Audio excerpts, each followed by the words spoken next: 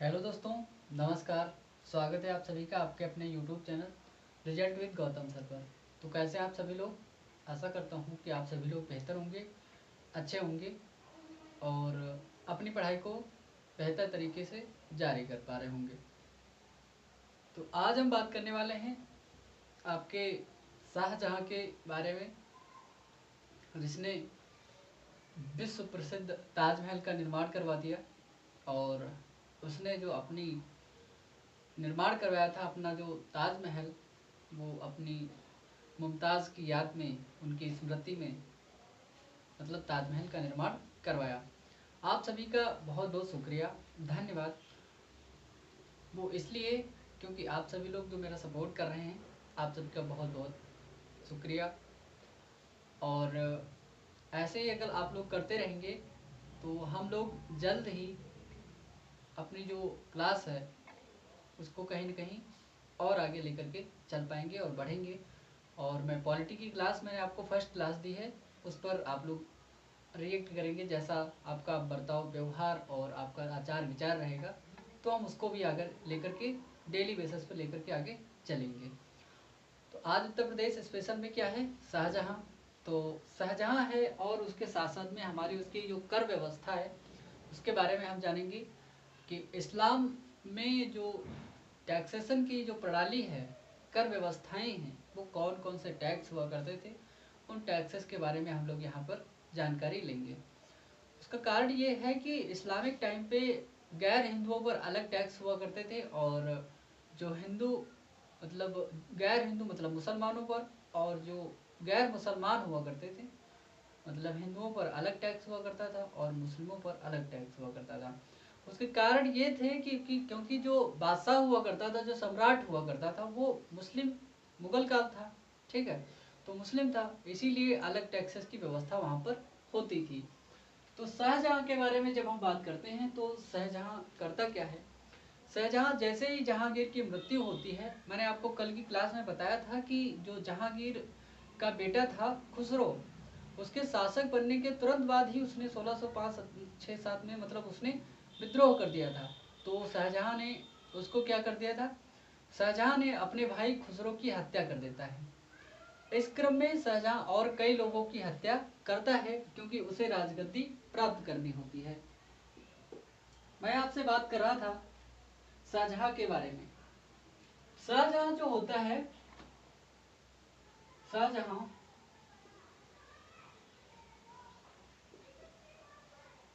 शाहजहाँ अपनी मतलब जो राजसैया राज सत्ता पर आता है तो ये आता है आपका फरवरी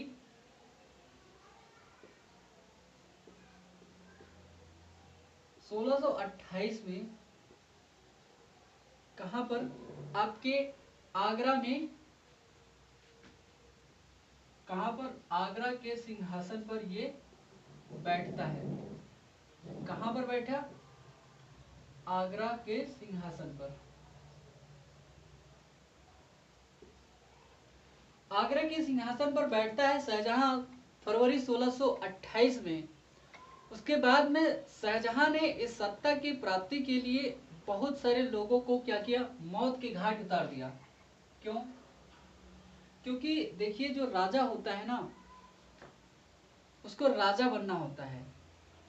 कहाँ पर क्या हो रहा है उसे इस बात से फर्क नहीं होता है। उसकी बहुत सारी इच्छाएं, उसकी बहुत सारी भावनाएं, उसके बहुत सारे जो कार्य होते हैं वो कहीं ना कहीं डिस्टर्ब होते हैं और कहीं ना कहीं रुक जाते हैं।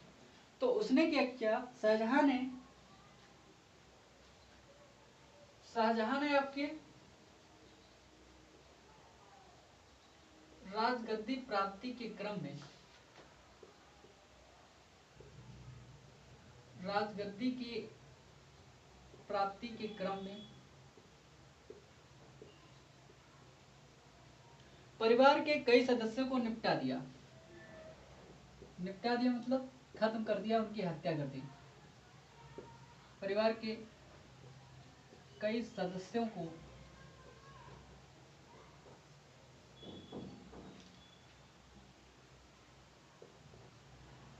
मार दिया।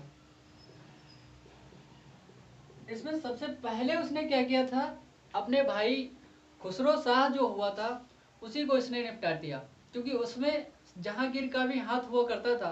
क्योंकि जहांगीर भी चाहता था कहीं ना कहीं ये गलत कर रहा है, हमारी जो सत्ता हुआ करती है हमारी सत्ता को अभी अपनाने दे, उसके बाद में जब हम मतलब कहीं ना कहीं आगे बढ़ेंगे, जब हमारी जो सत्ता नहीं रहेगी तब ये आकर के हमसे विद्रोह करे तब तो ठीक है। पहली बात तो जब जहांगीर सत्तासीन हो रहा था तभी उसने विद्रोह कर दिया कि हमें राजगद्दी दो, लेकिन नहीं, फिर क्या किया, अंततः इसने शाहजहां ने खुसरो को भी मौत के घाट उतार दिया। जहांगीर ने सॉरी शाहजहां ने और क्या कार्य किया, शाहजहां ने जो आपकी उसकी मेहरुन्निसा हुआ करती थी जहांगीर की पत्नी, जिसे उसने नूर महल की उपाधि धारण मतलब दिया था, तो नूर महल को क्या किया जहांगीर ने, नूर महल को जहांगीर ने सॉरी शाहजहां ने नूर महल को या मेहरुन्निसा को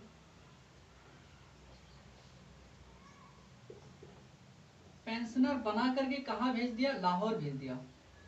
कहा कि आप पेंशन प्राप्त करते रहिए और आप लाहौर में रहिए। पेंशनर बनाकर लाहौर भेज दिया दोस्तों। कहाँ पर भेज दिया, लाहौर भेज दिया। कहा कि आप पेंशनर बने रहिए और आपको पैसा खर्चा जो भी रहेगा आपकी जरूरतें पूरी होती रहेंगी। आप कहाँ पर रहिए, आप दोस्तों इनको भेज दिया कहाँ पर, लाहौर भेज दिया। तो किसे भेजा, नूर महल को भेज दिया शाहजहां ने। जब इनको नूर महल को शाहजहां ने आपका लाहौर भेज दिया, उसके बाद में शाहजहां क्या करता है, शाहजहां ने क्या किया, एक काम और किया। शाहजहां ने हिंदुओं को मुस्लिम बनाने के लिए, जो भी हिंदू भाईजन हुआ करते थे, हिंदू लोग रहते थे, उन हिंदुओं को मुस्लिम बनाने के लिए शाहजहां ने क्या किया, एक अलग विभाग की स्थापना की। इसने एक अलग विभाग की स्थापना की। उसका एक ये विभाग ही हुआ करता था जो हिंदुओं को क्या करता था, मुस्लिम धर्म में परिवर्तित करवाता था। विभाग की शाहजहां ने स्थापना की। अब ये आपको दिख रहा है सही से, ठीक है, आपको अच्छे से दिख पा रहा है। तो मैंने आपको बताया जो शाहजहां हुआ करता था, फरवरी 1628 में आगरा की राजगद्दी को प्राप्त करता है, आगरा की राजगद्दी पर बैठता है और उसको संभालता है। कहां पर बैठा, आगरा के सिंहासन पर। इसने क्या किया, गद्दी प्राप्ति करने के लिए, गद्दी प्राप्ति के चक्कर में इसने परिवार के कई सारे सदस्यों को निपटा दिया, बहुत से सदस्यों को निपटा दिया। उसमें सबसे पहला उसका भाई हुआ करता था जिसको खुसरो शाह मैंने आपको बताया था कल की क्लास में। उसके बाद में क्या किया, उसकी जो सौतेली माँ हुआ करती थी आपकी नूर महल, तो नूर महल को क्या किया इसने, नूर महल को भेज दिया पेंशनर बना करके, कहां पर, लाहौर भेज दिया। इसने क्या किया, हिंदुओं को मुस्लिम धर्म अपनाने के लिए, मुसलमान बनाने के लिए क्या किया, एक अलग विभाग की स्थापना की। और उस अलग विभाग में इसने हिंदुओं को मुसलमान धर्म मतलब मुस्लिम धर्म, ईसाई मतलब इस्लाम धर्म अपनाने के लिए उसने विभाग अलग से स्थापित कराया।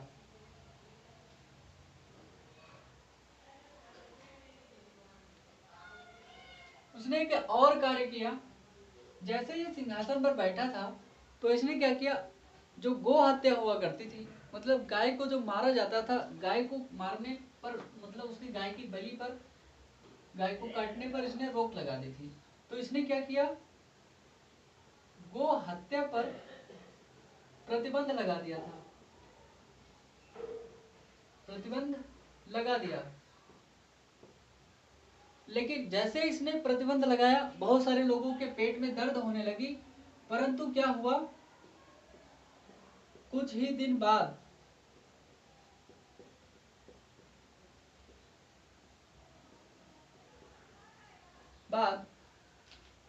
इससे मतलब क्या किया, गो हत्या पर प्रतिबंध हटा लिया था। मतलब गो हत्या से प्रतिबंध को हटा लिया था, लगाया नहीं था, हटाया था, हटा लिया था। परंतु कुछ ही दिन बाद इसे फिर से क्या किया, लगा दिया, इसे पुनः लगा दिया। कुछ लोगों के भावनाओं में बहकर के शाहजहां ने क्या किया, गो हत्या पर जो प्रतिबंध लगा हुआ था उसको हटा लिया। जब गो हत्या होने लगी तो उसके कुछ ही दिन बाद कुछ विरोध होने लगे उसके समय में, लेकिन फिर से उसने क्या किया, गो हत्या पर जो प्रतिबंध हुआ करता था फिर से उसने लगा दिया, पुनः लगा दिया। तो इसने क्या किया, गो हत्या पर पुनः प्रतिबंध फिर से एक बार हटाया पहले, तो फिर से दोबारा उसने लगा दिया। इसकी जो बारात हुआ करती थी, इसकी जो शादी हुआ करती थी, इसका जो विवाह हुआ करता था, शाहजहां का विवाह, शाहजहां का विवाह किसके साथ में हुआ, आपको पता है ना, अर्जुमंद बानो बेगम, अर्जुमंद बानो बेगम, अर्जुमंद बानो बेगम, इनको हम क्या कहते हैं, मुमताज, मुमताज महल के नाम से जाना जाता है इनको। क्या किया, इनके साथ में इसका विवाह हो जाता है, किसके साथ में, मुमताज के साथ में। जो मुमताज हुआ करती थी, तो मुमताज की 1631 में मृत्यु हो जाती है। मुमताज महल की वर्ष 1631 में जो है मृत्यु हो गई। अब उसके पत्नी की जब मृत्यु हो गई तो शाहजहां बहुत दुखी हुआ भाई। जैसे ही उसकी मृत्यु होती है वैसे ही शाहजहां बहुत दुखी हुआ। इसने क्या किया, मुमताज की स्मृति में शाहजहां ने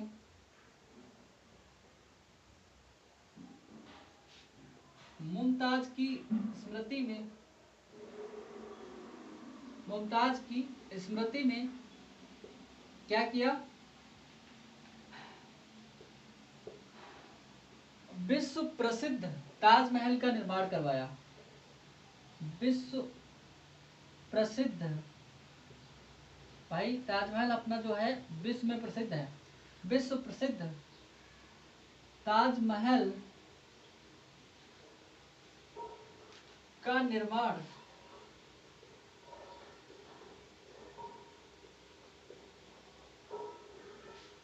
वर्ष 1631 से लेकर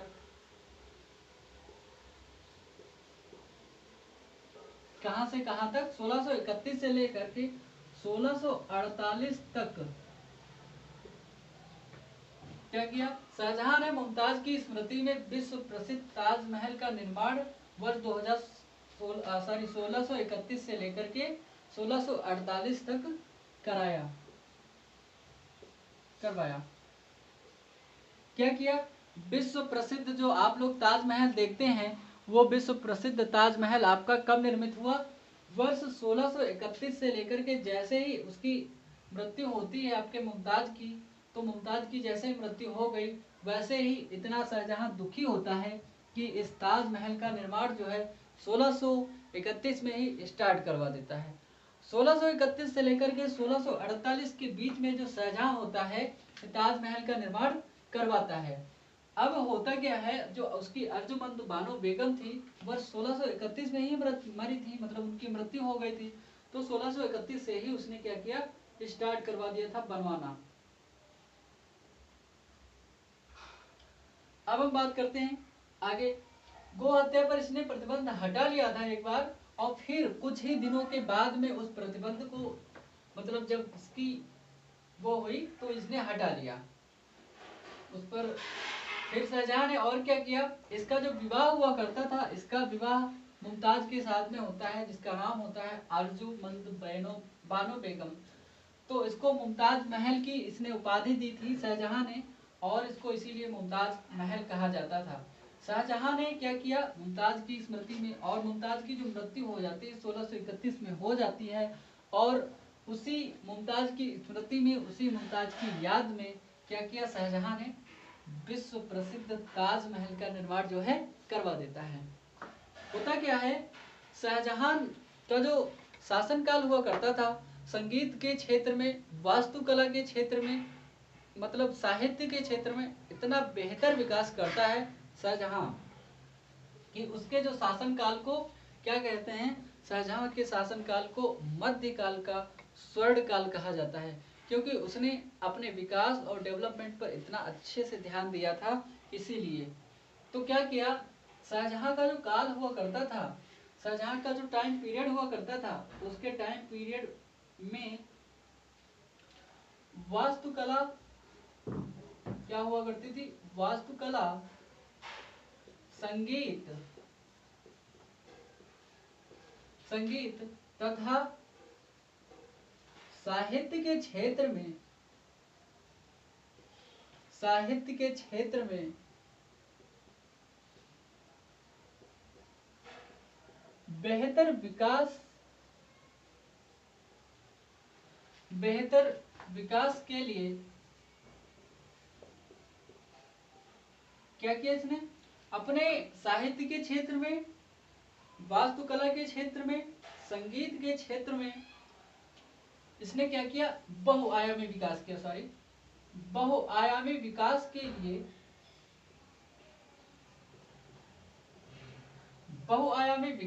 लिए क्या किया, बहुआयामी विकास के कारण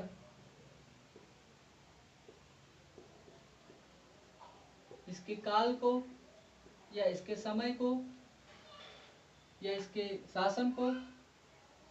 शासन को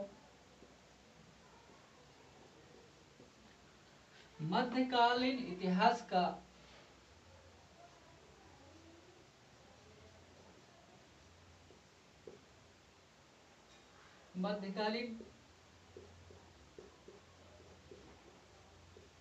क्या हुआ, मध्यकालीन जो इतिहास हुआ आपका, मध्यकालीन इतिहास का स्वर्ण काल, क्या स्वर्ण काल मतलब सोने का जैसा काल है, स्वर्ण काल कहा जाता है।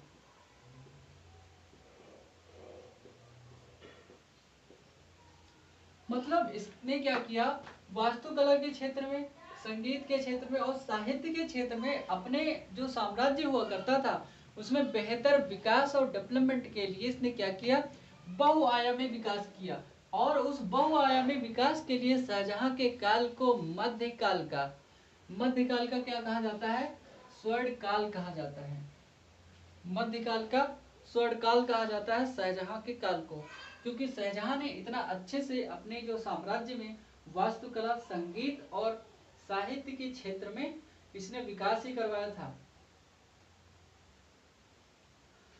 शाहजहां ने एक काम और किया, शाहजहां के साम्राज्य में एक पंडित जगन्नाथ हुआ करते थे, उसको मतलब शाहजहां ने, देखिए ये क्वेश्चन आया हुआ है, क्वेश्चन पूछा गया है, हमें लगता है शायद पीसीएस में ही या किसी अन्य एग्जाम में, लेकिन ये क्वेश्चन पूछा हुआ है, शाहजहां ने किसे अपने राजकवि के रूप में चुना था, तो उनमें से आपके पंडित जगन्नाथ होते हैं, वहीं पर उत्तर हुआ था। तो क्या हुआ, शाहजहां ने क्या किया था, पंडित जगन्नाथ हुआ करते थे, शाहजहां ने क्या किया, पंडित जगन्नाथ को, क्या नाम था इनका, पंडित जगन्नाथ को राजकवि की उपाधि दी। क्या, राजकवि की उपाधि दी। अब इन्हें राजकवि की उपाधि दी होगी, उपाधि दी, कहीं न कहीं ये अपने उसको दर्शाता है, उदारता को इसकी दर्शाता है। अब पंडित राजकवि जी क्या करते हैं, इन्होंने, पंडित जगन्नाथ ने जो इनके राजकवि हुआ करते थे, पंडित जगन्नाथ ने क्या किया, 2 रचनाएं लिखी। उन रचनाओं के नाम है आपके पूछे जा सकते हैं। एक तो आपकी थी गंगा लहरी, एक थी आपकी गंगा लहरी तथा एक थी आपकी गंगाधर। इन 2 रचनाओं की ने क्या किया, गंगाधर, पंडित जगन्नाथ ने गंगा लहरी तथा गंगाधर की रचना की। इन दोनों रचनाओं को लिखा और शाहजहां के शासनकाल में ही इन्होंने ये लिखा थे और उनकी मतलब रचना की थी। किसने? पंडित जगन्नाथ जी ने।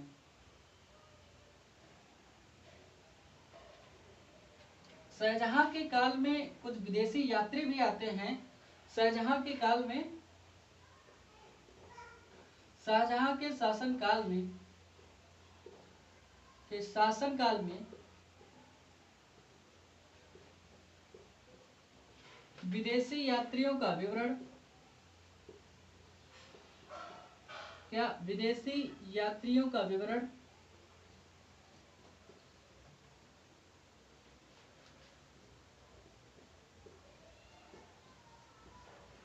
कौन कौन आया था। अब देखते हैं कि शाहजहां के शासनकाल में विदेशी यात्री में से कौन कौन आए थे आपके।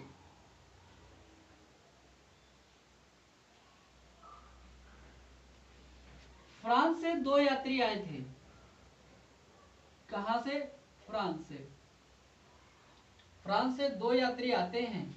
इनमें से एक का नाम होता है ट्रेवर्नियर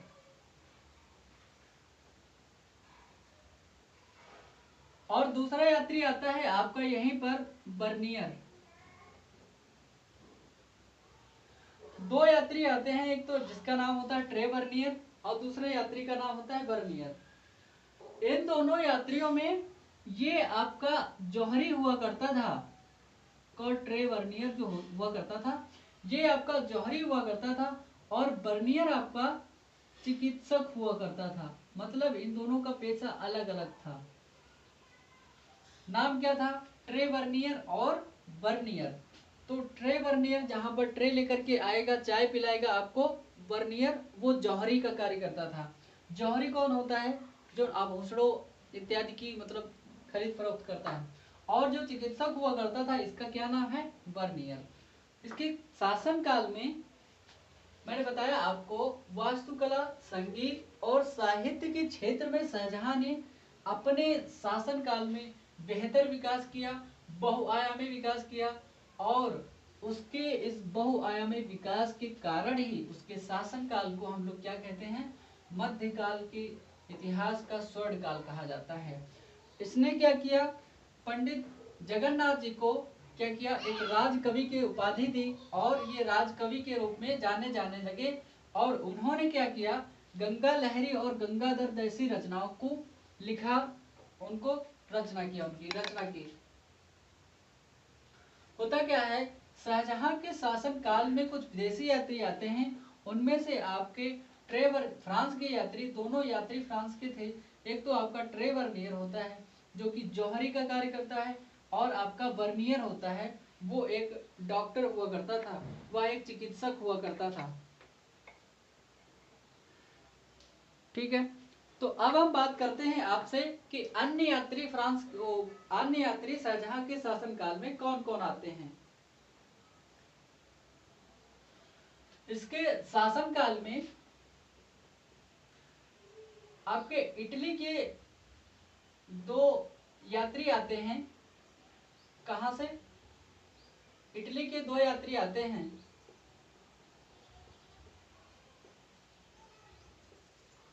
उनका नाम है आपका, एक का नाम है मनुची और दूसरे का नाम है यहां पर मुंडी। होता क्या है, मनुची और मुंडी दोनों ही आपके कहां से थे? आपके दोनों ही आपके इटली से थे और ये दोनों इटली के यात्री आते हैं। मनुची ने एक किताब लिखी, एंटोरियो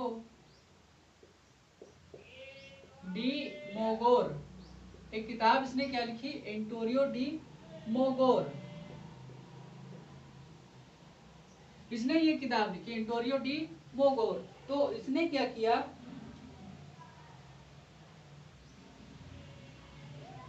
एंटोनियो डी मोगोर में मनुची ने लिखी और इसने इसमें अपनी यात्रा विवरण को प्रस्तुत किया, अपनी यात्रा का विवरण प्रस्तुत किया, किसने, मनुची ने। इसने भी अपनी यात्रा का विवरण प्रस्तुत किया, लिखा। और क्या किया, शाहजहां ने एक कॉलेज की स्थापना की थी, शाहजहां ने दार उल बका, कौन सा कॉलेज का नाम था, दार उल बका नाम से कॉलेज की स्थापना की थी। किसने, शाहजहां ने दार उल बका नामक कॉलेज की स्थापना की। इसने क्या किया, कॉलेज की स्थापना की थी, किस कॉलेज की, दार उल बका नाम से एक कॉलेज बनाया और उसको क्या किया, इसने उसको स्थापित किया। तो क्या किया शाहजहां ने, शाहजहां ने दारुल बका नामक कॉलेज की स्थापना की। अब हम बात करते हैं कि जो शाहजहां के साथ साथ में इसके यात्रियों की बात कर ली हमने, इसका साहित्य संस्कृति इसके सब की बात कर ली हमने। शाहजहां ने क्या किया, दारुल बका नामक कॉलेज की स्थापना की, इसकी भी हमने बात कर ली।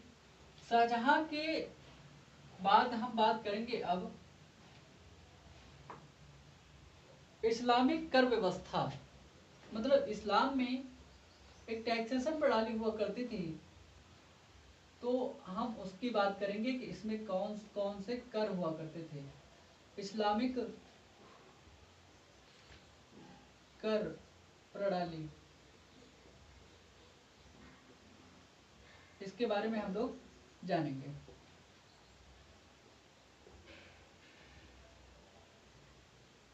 ठीक है, तो इस टैक्सेशन प्रणाली के बारे में हम लोग जानते हैं।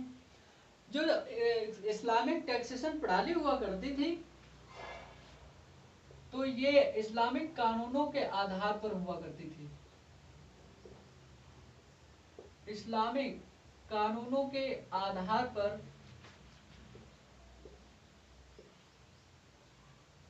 क्या हुआ करता था, कानूनों के आधार पर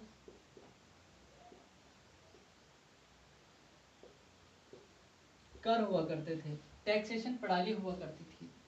इन्होंने एक टैक्स लगाया उस्र नाम से, तो उस्र नाम से एक टैक्स लगाते हैं ये लोग, इसको हम क्या कहते हैं, उस्र नामक टैक्स ये लोग लगाते हैं। ये जो टैक्स हुआ करता था आपका, ये केवल मुसलमानों पर लगता था, यह कर केवल मुस्लिमों पर लगता था।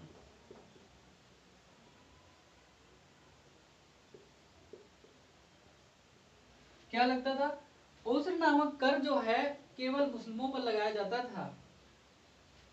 यह जो कर हुआ करता था एक भू उपज पर लगने वाला कर था, भूमि की उपज पर लगने वाला कर था। एक क्या था, उस्र नामक जो कर हुआ करता था आपका, तो ये क्या था, भूमि की उपज पर लगाया जाता था, इसको राजाओं के द्वारा या बादशाहों के द्वारा। बात ये थी, जहां पर प्रकृति द्वारा संचित भूमि हुआ करती थी, वहां पर ये 1/10 हुआ करता था, और जहां पर सिंचाई की व्यवस्था हुआ करती थी, जहां कृत्रिम सिंचाई की व्यवस्था हुआ करती थी, वहां पर ये 1/5 लिया जाता था। अगर प्राकृतिक आपकी भूमि, अगर प्राकृतिक भूमि सिंचित है, अगर ऐसा लिख लीजिए, प्राकृतिक सिंचित भूमि, माफ कीजिए, प्राकृतिक सिंचित भूमि में कितना लगता था, ये ये आपका लगता था 1/10। और कृत्रिम रूप से जहां पर सिंचाई की उपलब्धता हुआ करती थी,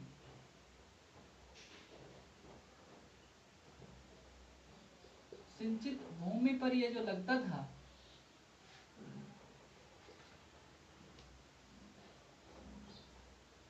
वहां पर ये लगता था 1/5। तो क्या हुआ, शाहजहां ने नहीं, मतलब उसके समयकालीन जो अन्य लोग हुआ करते थे, शासक हुआ करते थे, ये टैक्स को लगाया। इस कर को हम क्या कहते हैं, उस नाम से जानते हैं। यहां पर एक और टैक्स हुआ करता था जिसको हम नाम देते हैं खराज। खराज, ये जो टैक्स हुआ करता था, खराज, खुम्स नाम आपने सुने होंगे। तो जो खराज टैक्स हुआ करता था, ये गैर मुसलमानों पर लगता था, अर्थात हिंदुओं और अन्य लोगों पर लगाया जाता था। यह क्या था, यह गैर मुस्लिमों पर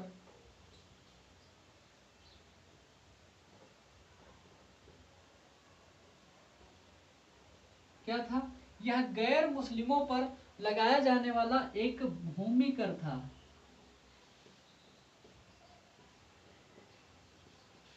क्या था, ये लगता था आपके गैर मुसलमानों पर, और ये एक भूमि कर हुआ करता था, भूमि टैक्स हुआ करता था। मतलब जब भूमि की पैमाइश की जाती थी, भूमि की पैमाइश करने के बाद में लगाया जाता था। ये जो टैक्स हुआ करता था, अलग अलग विभिन्न सुल्तानों के समय काल में,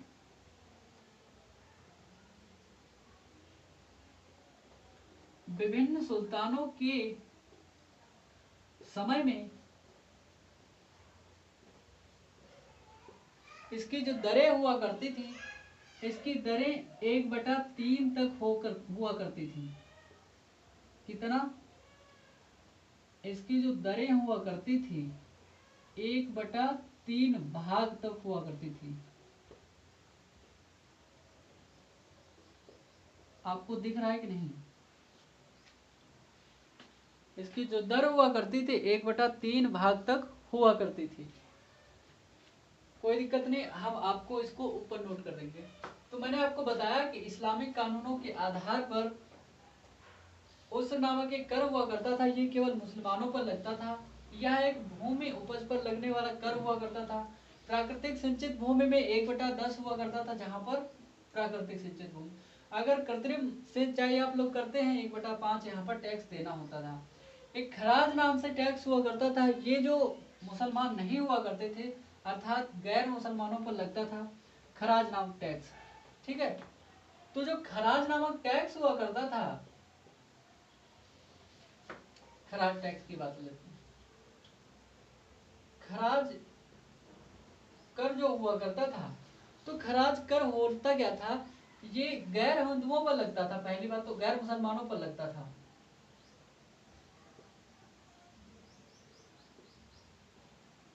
गैर मुसलमानों पर लगता था।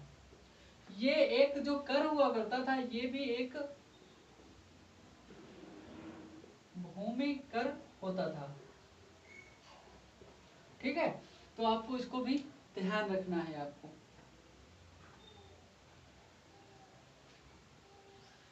एक कर हुआ करता था, मैंने आपको बताया नहीं अभी, मैंने अभी आपको जिक्र किया था। खराज के साथ साथ में एक खुम्स नामक कर हुआ करता था। ये भूमि से संबंधित नहीं हुआ करता था।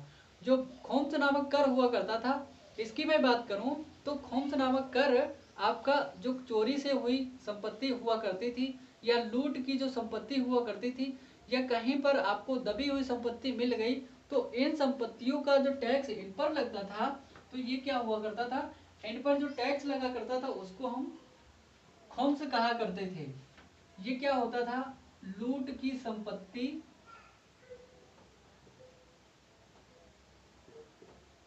लूट की संपत्ति, लूट की संपत्ति के साथ साथ में चोरी तथा खजाना जो किसी को मिल जाता था, खजाने पर ये जो टैक्स हुआ करता था, ये खोम्स नामक टैक्स खजाने इत्यादि पर आपका, छुपी हुई संपत्ति, इन सब पर आपका लगाया जाता था। बात यह है कि जो लूट की संपत्ति आपकी हुआ करती थी, इस संपत्ति को हम लोग, ये जो आपका खुम्स नामक टैक्स हुआ करता था, ये खुम्स कर जो होता था, ये इसमें होता क्या था, इसमें जो भी पैसा आता था, लूट की जो भी संपत्ति आती थी, जो भी छुपा हुआ खजाना मिलता था किसी को, और जो चोरी किया हुआ माल हुआ करता था, इस पर होता क्या था, इसमें एक भाग, इसका एक भाग किसके पास होता था, सम्राट के पास या मुगल सम्राट के पास, सम्राट के पास, तथा इसका 4 भाग जो हुआ करता था, इसका 4 भाग सैनिकों को दिया जाता था। किसको? सैनिकों को मिलता था। लेकिन होता क्या है, इसी टाइम पीरियड में आपका एक शासक आता है, फिरोज शाह तुगलक। नाम सुना है? ये सल्तनत काली दिल्ली सल्तनत का मतलब शासक हुआ करता था। फिरोज शाह तुगलक के समय में क्या हुआ, फिरोज शाह के समय में ये जो टैक्स हुआ करता था, ये 4 भाग सम्राट का हुआ करता था। कितना? 4 भाग सम्राट का हुआ करता था, बाकी सैनिकों का। समझ गए आप लोग? मतलब जितना ये सैनिकों की जगह पर ले रहा था, जितना ये लोग सैनिकों को देते थे, उतना ये अकेले ले लेता था। ठीक है। अब मैं बात कर रहा था आपके खराज की। खराज को आपको पता चल गया कि गैर मुसलमानों पर लगाया जाने वाला क्या टैक्स था, ये भी भूमि टैक्स हुआ करता था। लेकिन आपका जो खुम्स हुआ करता था, ये लूट की संपत्ति, चोरी की संपत्ति, छुपी हुई दबी हुई संपत्ति मिलती थी, जो भी इसके ऊपर लगाया जाता था। इसका एक भाग सुल्तान को मिलता था, एक भाग सम्राट को मिलता था, और 4 भाग मुख्य रूप से सेना को दे दिया जाता था। लेकिन फिरोज शाह तुगलक एक ऐसा शासक हुआ जिसके टाइम पीरियड में ये जो आपका खुम्स नामक टैक्स हुआ करता था, उसमें 4 भाग सुल्तान को मिलता था और एक भाग में सैनिकों को। ठीक है, इतना आपको समझ में आ गया होगा। एक टैक्स आता है जकात। नाम सुना है ना? किसकी बात करें? जकात की। बात करता हूं मैं जकात की। तो जकात किस प्रकार का टैक्स हुआ करता था? ये केवल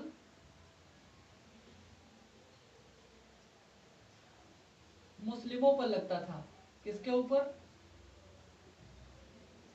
मुस्लिमों पर लगाया जाता था।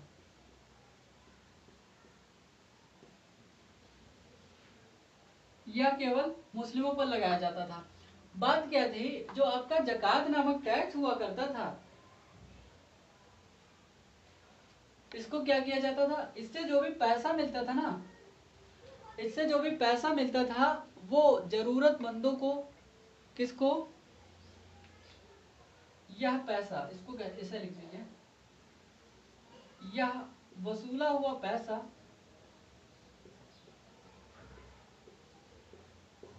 हुआ, जो धन हुआ करता था, वह मुस्लिम गरीब लोगों, गरीबों तथा जरूरतमंदों को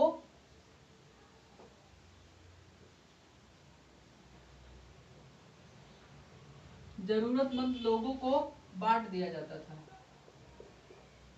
या लोगों पर खर्च किया जाता था। किस पर?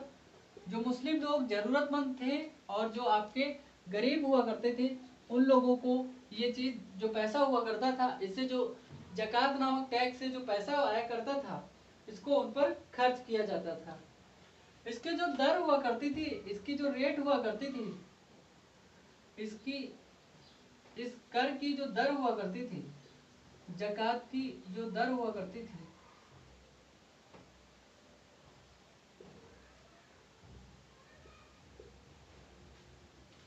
कर की जो दर हुआ करती थी, वो कितनी थी आपकी? 2.5% के आसपास हुआ करती थी। कितनी? 2.5%। ठीक है, तो ये इतनी टैक्स की जो है आपकी दर हुआ करती थी। एक टैक्स आपने सुना होगा जजिया कर, तो जजिया को हम लोग बात कर लेंगे। जजिया कर काफी दिल्ली सल्तनत से चला हुआ आ रहा था, और मैंने आपको बताया है जकात ये जरूरतमंदों के लिए खर्च किया जाता था। इसकी जो टैक्सेशन प्रणाली हुआ करती थी वो कितने परसेंट थी? वो 2.5% के आसपास हुआ करती थी। आपका एक टैक्स आता है जिसको हम नाम देते हैं जजिया कर।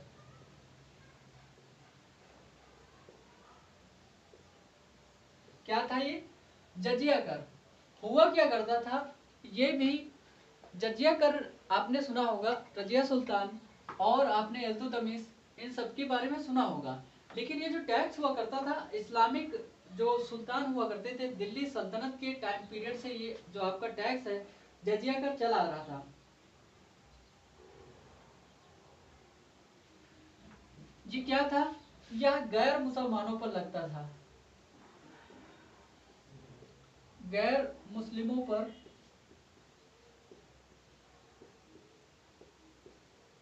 लगाया जाता था। किसके ऊपर? गैर मुस्लिमों पर। बात ये थी कि ये जो जिन पर ये टैक्स लगाया जाता था उनको ये जिम्मी कहा जाता था। क्या? यह टैक्स जिन पर लगता था, जिनसे इसको वसूल किया जाता था, इन्हें क्या कहा जाता था? इन्हें इस्लामिक कानून के आधार पर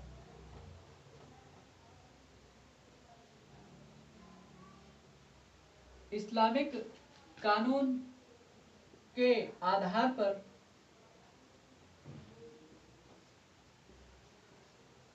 क्या कहा जाता था? इन्हें जिम्मी कहते थे।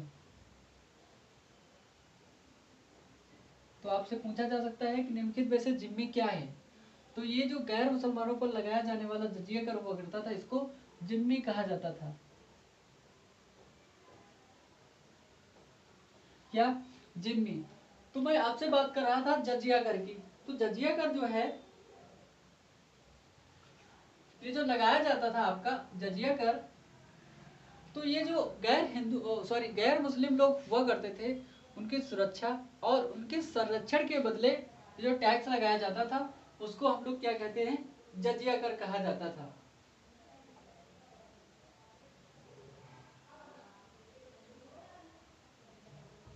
देखिए, इसे जो लगाया जाता था मुस्लिमों पर सैन्य सेवाओं की छूट,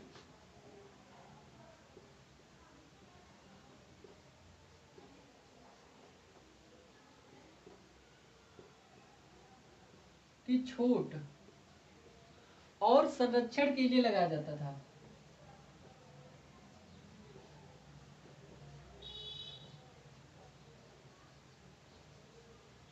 और आपका जो है संरक्षण के लिए लगाया जाता था। उसका कारण क्या है? बात यह है कि इसको उनके मुसलमानों की छूट और संरक्षण के लिए क्यों लगाया जाता था? बात यह थी कि अगर मुस्लिम लोग सेना में हैं और वो अपनी सेवा दे रहे हैं, तो उनको कहीं न कहीं जो सम्राट हुआ करता था छूट प्रदान करता था, और उनके संरक्षण के लिए ये टैक्स जो है गैर हिंदुओं से लिया जाता था। क्योंकि गैर हिंदुओं में भी मतलब कुछ लोग होंगे जरूर सेना में, ऐसी तो बात है नहीं, लेकिन उनसे उनसे ये टैक्स जो है आपका किससे लिया जाता था? गैर हिंदुओं से लिया जाता था। महिलाएं, कौन कौन? महिलाएं, बच्चे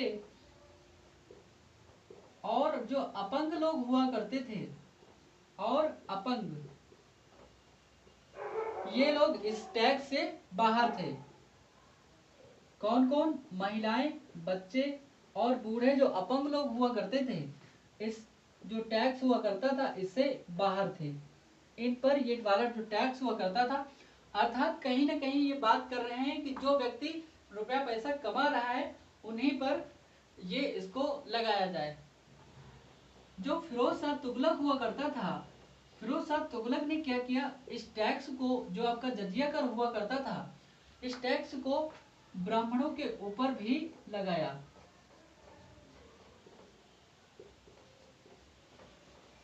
लेकिन होता क्या था,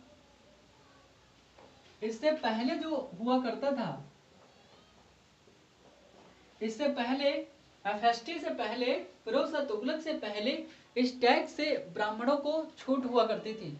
उनसे ये जो टैक्स हुआ करता था जजिया कर, इसको नहीं लिया जाता था। इसलिए क्या हुआ, जजिया जो कर हुआ करता था, एफएसटी ने क्या किया, ब्राह्मणों पर भी टैक्स लिया और उनसे भी ये टैक्स लिया गया। किसके समय, फिरोज शाह तुगलक के समय। लेकिन इससे जो पहले हुआ करता था,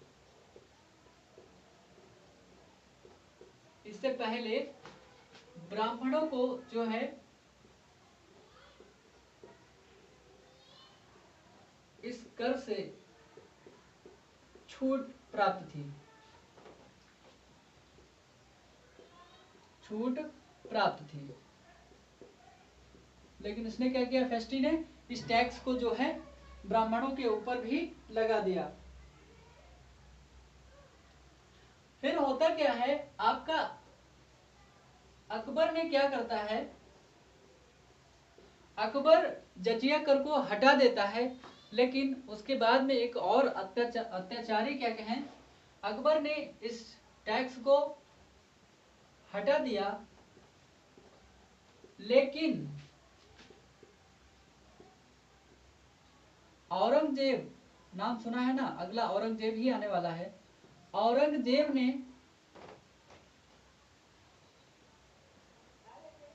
सोच रहा होगा हमको गरिया रहे हो तो हम लिखा ही नहीं जाएगा तुमसे सही से। तो औरंगजेब ने क्या किया, औरंगजेब ने फिर से लगा दिया इस टैक्स को, किसको, जजिया कर को, इसे फिर से लागू कर दिया। तो औरंगजेब, जहां अकबर ने एक बार हटाया, 1564 के आसपास अकबर जो है इस टैक्स को खत्म करता है और औरंगजेब जो है इसे फिर से लगा देता है, किसको, जजिया कर को। तो आज की जो क्लास है शाहजहां के बारे में और जो इस्लामिक टैक्सेशन है लेकर के, आप दिल्ली सल्तनत से लेकर के आपके मुगल काल तक जो आता है, इसके बारे में मैंने आपको जो बताया। ये आपकी जो क्लास है वो आपको कैसी लगी आप लोग बताएंगे और इस क्लास को लोगों तक पहुंचाएंगे अगर आपको अच्छी लगती है तो। तब तक के लिए आप सभी का बहुत बहुत धन्यवाद, नमस्कार। इसी के साथ हम अपनी क्लास को यहाँ पर रोकते हैं। Thank you.